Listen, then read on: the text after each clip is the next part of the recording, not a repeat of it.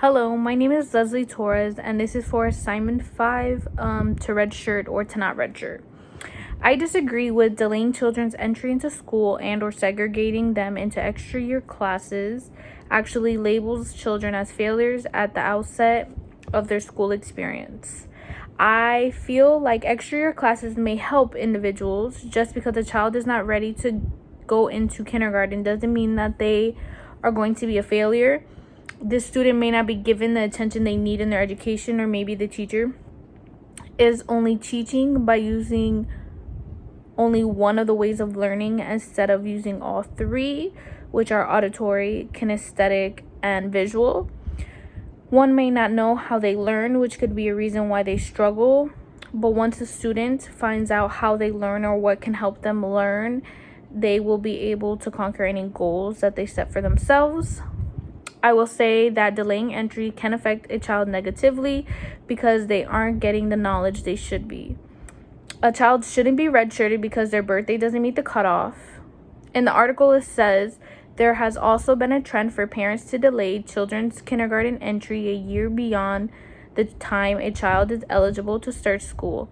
In fact, about 10% of American parents defer their children's kindergarten entry in such a manner, especially for sons. First, I think to myself, like, why does it especially happen to boys? And just because boys may take a little bit longer to learn, or that it might be a little bit harder to teach boys, that they should still be put into the education system as a regular student or child. These age differences are only temporary disadvantages, and they will soon level out after when the child gets older or gets into higher grades. I know someone who started kindergarten late because their teacher and their parents felt like they weren't ready to move forward, and she now has a bachelor's degree in psychology with a certification in behavioral analysis. And to me, that sounds like a success, not a failure.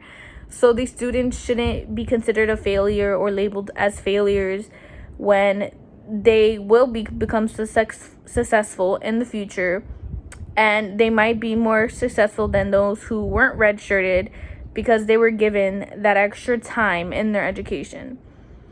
So many factors play into the fact that if a student should be redshirted or not.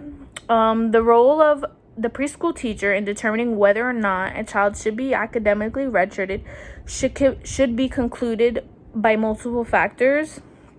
The teacher is the one person who sees this individual learn and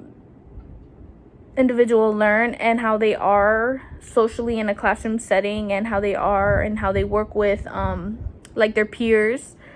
This child shouldn't be redshirted because they didn't meet the program standards, because I feel like there's more than the program standards that a child needs to meet.